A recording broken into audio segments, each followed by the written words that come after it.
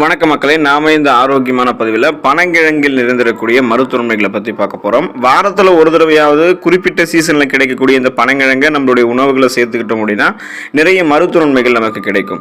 கிராமங்கள் வழியே பயணம் செய்யும் போது இந்த பனங்கிழங்கை நம்மளால் பார்க்க முடியாமல் போக முடியாது. ஏன்னா அந்த அளவுக்கு கிராமங்கள் வழியில் இந்த பனங்கிழங்கை நம்ம பார்க்கலாம்.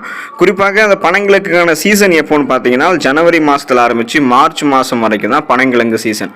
பனங்காயை மண்ணில் புதைத்து அது குருத்தாக வளர தொடங்கும் போது பிடுங்கிடுவாங்க. இந்த மாதிரி பிடுங்கப்படக்கூடிய பனைமரத்தினுடைய வேர்களை தான் நம்ம பனங்கிழங்காக சாப்பிட்றோம். இந்த பனங்கிழங்குகள் வெறும் சுவையை மட்டும் தருவது கிடையாது, அது கூடவே சேர்த்து எண்ணற்ற மருத்துவ நன்மைகளையும் கொடுக்குது. அந்த மருத்துவ நன்மைகளுக்கெல்லாம் காரணமான ஊட்டச்சத்துக்கெல்லாம் என்னென்ன, இந்த ஊட்டச்சத்துக்களால் பனங்கிழங்கு நமக்கு என்னென்ன மருத்துவ நன்மைகளை கொடுத்து என்னென்ன நோய்களை குணப்படுத்தி வராமல் தடுக்குது அப்படின்றத பற்றி ஒவ்வொன்றா தெளிவாக விளக்கமாக பார்ப்போம். அதை பற்றி பார்க்கறதுக்கு முன்னாடி இந்த வீடியோவுக்கு மட்டும் ஒரு லைக் கொடுத்துட்டு இந்த தகவலை உங்களுக்கு தெரிஞ்சவங்களுக்கும் ஷேர் பண்ணிடுங்க. ஏன்னா இது அவங்களுக்கும் பயனுள்ளதாக இருக்கக்கூடிய ஒரு ஆரோக்கியமான பதிவு தான். இது போன்ற அப்டேட்ஸ்க்கு நீங்கள் தொடர்ந்து பார்க்கறதுக்கு நம்மளுடைய ஹெல்த் நியூஸ் தமிழ் சேனலை மறக்காம சப்ஸ்கிரைப் பண்ணி வச்சுக்கோங்க. பக்கத்தில் இருக்கக்கூடிய பெல் பட்டனையும் கிளிக் பண்ணி ஆல் அப்படின்ற ஆப்ஷனையும் செட் பண்ணி வச்சுக்கிட்டீங்க அப்படின்னா நான் போடக்கூடிய எல்லா அப்டேட்ஸும் உங்களுக்கு நோட்டிஃபிகேஷன் அடிக்கடி சேரும். சரி வாங்க மக்களே, இப்போ வீடியோக்குள்ளே போயிடலாம். இப்போ நீங்கள் பனங்கிழங்க செரிமானம் ஆரோக்கியமாக இருப்பதற்கு எடுத்துக்கொள்ளலாம். செரிமான மண்டலம் தன்னுடைய வேலையை மிக சிறப்பாக செய்யணும் அப்படின்னா அதுக்கு நம்ம நார் சத்து இருக்கக்கூடிய உணவுகளை எடுத்துக்கணும். ஸோ பனங்கிழங்கும் நார் சத்து இருக்கக்கூடிய உணவுகள் தான். இப்போ சீசனாக நமக்கு பார்த்தோம்னா மலச்சிக்கல் பிரச்சனை ஏற்படுது. இப்போ காரசாரமான உணவுகளை சாப்பிட்றதால அல்சர் ப்ராப்ளம் ஏற்படுது. நீர் சத்து நிறைந்திருக்கக்கூடிய உணவுகளை சாப்பிடாதால இந்த மாதிரி செரிமானம் சார்ந்த சிக்கல்லாம் ஏற்படுது. இந்த மாதிரி இருக்கிற பனங்கிழங்கு எடுத்துக்கொள்ளலாம். பனங்கிழங்கு உணவு செரிமானத்திற்கு தேவைப்படக்கூடிய நொதிகளை அந்த என்சைமை உற்பத்தி செய்யறதால செரிமானத்தை எப்போதுமே சீராக வைக்கிறதுக்கு பனங்கிழங்கு உதவிகரமாக இருக்கும். அதோடு உணவினுடைய ஊட்டச்சத்து உறிஞ்சுதலையும் வேகமாக நமக்கு உறிஞ்சி நம்மளுடைய உடலை பலப்படுத்துவதற்கு செரிமான மண்டலத்தை ஆரோக்கியமாக வைக்கிறதுக்கெல்லாம் பனங்கிழங்கு நம்ம எடுத்துக்கொள்ளலாம். வளர்ச்சிதை மாற்றத்தை பனங்கிழங்கு நமக்கு அதிகரிக்கும். அதாவது நம்மளுடைய மெட்டபாலிசத்தை பனங்கிழங்கு இன்க்ரீஸ் பண்ணும்.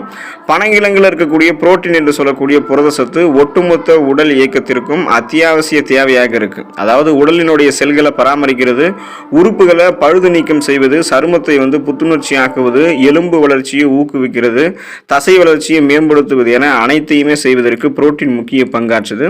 அது பனங்கிழங்குல நிறைவாக இருக்கிறதால மெட்டபாலிசத்தினுடைய மாற்றத்தில் வளர்ச்சிதை மாற்றத்தில் எந்த இடையூறுமே நமக்கு இருக்காது. உடல் ஆரோக்கியமாக இருக்கிறதுக்கு வளர்ச்சிதை மாற்றத்தை மேம்படுத்துவதற்கெல்லாம் பனங்கிழங்கு முக்கியத்துவம் வாய்ந்ததாக இருக்கு.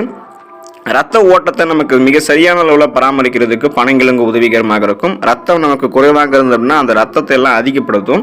நமக்கு ரத்த சோகை, அதாவது அனிமியா அப்படின்னு சொல்லக்கூடிய பிரச்சனை இரும்பு சத்து குறைபாடு பிரச்சனையில தான் ஏற்படும். அப்படின்றதால இரும்பு சத்தை நம்ம பெறுவதற்கு பனங்கிழங்கு சிறந்த உணவாக இருக்கும். இரும்பு சத்து குறைபாட்டால் ஏற்படக்கூடிய இந்த ரத்த சோகை பிரச்சனை நமக்கு உடல் சோர்வு, கவனமின்மை, குமட்டல், தலைவலி மற்றும் பலவிதமான வயிற்று சார்ந்த பிரச்சனைகள், வாயு பிரச்சனை, வயிற்று உபுசம், இந்த மாதிரி வயிற்று வலி போன்ற பிரச்சனைகள் நமக்கு ஏற்படுத்தும்.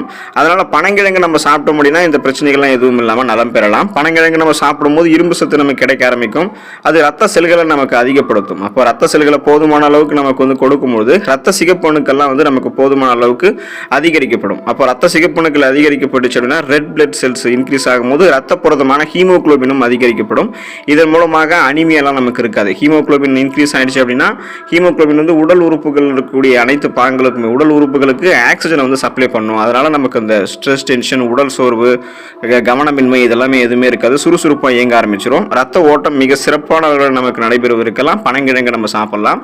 உடல் எடையை எந்த விதமான சைடு எஃபெக்டும் இல்லாமல் ஆரோக்கியமான முறையில் குறைத்துக் கொள்வதற்கு பனங்கிழங்கு நமக்கு உதவிகரமாக இருக்கும். சில பேரெல்லாம் நிறைய எக்ஸசைஸ் பண்ணுவாங்க, ஆனாலும் அவங்களுக்கு உடல் எடை குறையாது. ஸோ அதுக்கான காரணம் என்னன்னா அவங்க இன்னும் மெனக்கிடாமலும் இருப்பாங்க. இயற்கையாகவே ஒரு சில உணவுகளை அவங்க சாப்பிடும்போது, காய்கறிகள், பழங்களை எடுத்துக்கொள்ளும் போது உணவை குறைத்துக் கொள்ளும் போது உடல் எடையை குறைச்சிக்கலாம். ஒரு சில உணவுகள் மட்டும்தான் அதிக ஊட்டச்சத்தும் குறைவான கலோரிகளையும் கொண்டிருக்கும்.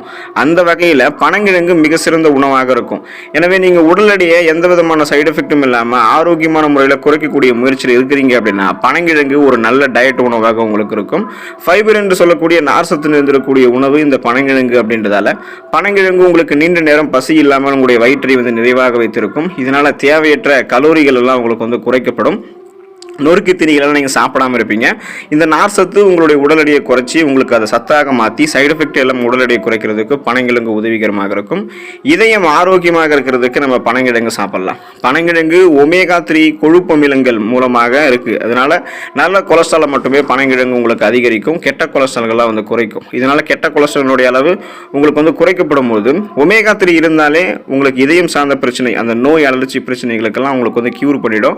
எனவே இயற்கையான முறையில் இதய ஆரோக்கியத்தை மேம்படுத்துவதற்கு பனங்கிழங்கு உங்களுக்கு ஒரு சிறந்த உணவாக இருக்கும். பொட்டாசியம் தேவையையும் பனங்கிழங்கு வந்து பூர்த்தி செய்வதால் இரத்த குழாய் அடைப்பெல்லாம் தடுக்கும். அதாவது இரத்த குழாய் அடைப்புனா பிபி என்று சொல்லக்கூடிய பிளட் பிரஷர், அந்த ரத்த அழுத்தம் எல்லாம் உங்களுக்கு இருக்காது. இதனால மாரடைப்பு, பக்கவாதம் போன்ற பாதிப்புகள் வராமல் தடுப்பதற்கு பனங்கிழங்கு உதவிகரமாக இருக்கும். ஒட்டுமொத்தமாக ரத்த நாளங்கள் வந்து மிக சிறப்பான அளவில் சுருங்கி விரிஞ்சு இதயத்திற்கு வந்து ரத்தத்தை அனுப்புறதால மாரடைப்பு, பக்கவாதம் போன்ற எந்த பிரச்சனையும் இல்லாமல் இதயம் நலமோடு இருக்கிறதுக்கு பனங்கிழங்கு உதவிகரமாக இருக்கும். நோய் எதிர்ப்பு சக்தியை அதிகரிக்கிறதுக்கு, நோய்களை எதிர்த்து போராடக்கூடிய தன்மையை பெறுவதற்கு நம்ம பனங்கிழங்கு எடுத்துக்கொள்ளலாம். பனங்கிழங்கு வாரத்தில் ஒரு முறையாவது சாப்பிடும் போது நோய் எதிர்ப்பு சக்தியை அதிகரிக்கிறதுல அது முக்கிய பங்கு வகிக்கும். விட்டமின் சி எனும் உயிர் சத்து பனங்கிழங்கில் நிறைந்திருக்கிறதால தான் அது நோய் எதிர்ப்பு தொற்றுகளை எதிர்த்து போராடுவதற்கு உதவக்கூடிய ரத்த வெள்ளை அணுக்களை மிக சிறப்பான அளவில் நம்மளுடைய ரத்தத்தில் அதிகரிக்க செய்யுது. விட்டமின் ஏ நமக்கு சாப்பிடக்கூடிய பனங்கிழங்கில் இருக்கிறதால ஆன்டி ஆக்சிடென்ட்ஸ் நமக்கு வந்து கிடைக்குது. எனவே நம்ம வந்து இம்யூன் பவரை பெற்று இம்யூன் சிஸ்டத்தை ரொம்ப பவராக வச்சுக்கலாம்.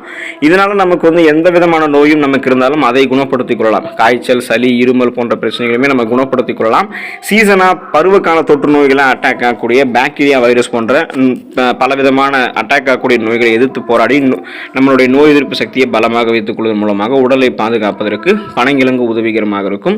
புற்றுநோயை தடுக்கிறது பனங்கிழங்கு. இயற்கையான முறையில் ஆன்டி ஆக்சிடென்ட்ஸை அள்ளித்தரக்கூடிய பனங்கிழங்கு புற்றுநோய் செல்களுக்கு எதிராகவும் போராடுவதற்கு உதவிகரமாக இருக்கும். விட்டமின் சி எனும் உயிர் சத்து, விட்டமின் ஏ, அமினோ அமிலங்கள், புரோட்டீன் என அனைத்துமே ஒரு சேர கிடைக்கிறது. புற்றுநோய் செல்களினுடைய வளர்ச்சியை தடுக்கிறதுக்கு உதவிகரமாக இருக்கிறது அப்படின்னு பனங்கிழங்கு முக்கிய பங்கு வகிக்குது. எனவே ஃப்ரீ ரேடிக்கல்ஸ் என்று சொல்லக்கூடிய தீங்கு விளைவிக்கக்கூடிய செல் பரவல், அந்த புற்றுநோய் செல் பரவல் உங்களுடைய உடலில் பரவாமல் முன்னாடியே தடுக்கிறதுக்கும் புற்றுநோயிலிருந்து கொஞ்சம் கொஞ்சமாக விடுபடுவதற்கும் பனங்கிழங்கு உங்களுடைய உணவுகளை சேர்த்துக்கலாம்.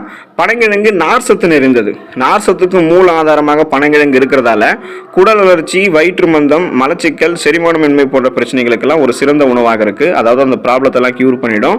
கால்சியம் சத்து நிறைந்தது பனங்கிழங்கு அப்படின்றதால தசை, எலும்பு, பற்கள் இது எல்லாமே ஆரோக்கியமாக இருக்கிறதுக்கு பனங்கிழங்கு உதவிகரமாக இருக்கும். தசை வளர்ச்சிக்கும் தசையை வலுப்பெற வைக்கிறதுக்கும் பனங்கிழங்கு மிகவும் நல்லது. எலும்புகளினுடைய உறுதித்தன்மைக்கும் பற்களினுடைய ஆரோக்கியத்திற்கும் பனங்கிழங்குல நல்ல பலன்கள் வந்து இருக்கு, ஊட்டச்சத்துக்கள் இருக்கு. இப்போ எலும்புகளில் ஏற்படக்கூடிய ஆஸ்டியோபோரோசிஸ், எலும்பு மெலிவு நோய், மூட்டு வலி, எலும்புருக்கி போன்ற பிரச்சனைகள்லாம் எதுவும் இல்லாமல், எலும்பு புரை, எலும்பு மஜ்ஜை என எதுவுமே இல்லாமல் நலமோடு இருக்கிறதுக்கும், பற்கள் வந்து வலுவாக இருக்கிறதுக்கும், ஈறுகளை ரத்த கசிவு ஏற்படாமல் இருக்கிறதுக்கும் பனங்கிழங்கில் இருக்கக்கூடிய கால்சியம் சத்து நமக்கு உதவிகரமாக இருக்கும். லோ கிளைசமிக் இண்டெக்ஸ் கொண்டது பனங்கிழங்கு. அதாவது குறைந்த கிளைசமிக் குறியீடு பனங்கிழங்கு இருக்கிறதால சுகர் பேஷண்ட்ஸ் வந்து இந்த பனங்கிழங்கு சாப்பிடலாம். உணவில் இருக்கக்கூடிய கார்போஹைட்ரேட் வந்து ரத்தத்தில் குளுக்கோஸோடைய அளவில் எந்த மாதிரி தாக்கத்தை ஏற்படுத்துது அப்படின்றத பொறுத்து நமக்கு கிளைசமிக் இண்டெக்ஸை கணக்கு பண்ணுவாங்க. அந்த வகையில் பனங்கிழங்கு குறைவான கிளைசமிக் இண்டெக்ஸ் இருக்கிறதால மெதுவாக செரிமானம் செய்யப்பட்டு குளுக்கோஸோடைய அளவையும் மெதுவாக நமக்கு வந்து உயர்த்துறதால ரத்தத்தில் சர்க்கரையினுடைய அளவு நமக்கு கண்ட்ரோலாக இருக்கும். எனவே சுகர் பேஷண்ட்ஸ் வந்து பிளட்ல சுகருடைய அளவை கண்ட்ரோலாக வைத்துக் கொள்வதற்கு பனங்கிழங்கு சாப்பிடலாம். சுகர் ப்ராப்ளம் வரக்கூடாது என நினைக்கிறவங்களும் பனங்கிழங்கு தங்களுடைய உணவுகளை சேர்த்து நலம் பெறலாம். எனவே பனங்கிழங்கு தொடர்ந்து சாப்பிடுங்க. அதில் இருக்கக்கூடிய நிறைய மருத்துவமைகளை பெற்று நலமோடு வாழுங்க. ஒரு சீசனில் மட்டுமே கிடைக்கக்கூடிய உணவு இந்த பனங்கிழங்கு அப்படின்றதால அந்த சீசன்லேயே நீங்கள் அளவுக்கு அதிகமாக சாப்பிடக்கூடாது. அளவோடு சாப்பிட்டு மருத்துவமைகளை பெற்று நலமோடு வாழுங்க. அடுத்த ஆரோக்கியமான பதிவில் மறக்காமல் சந்திப்போம். நன்றி மக்களே.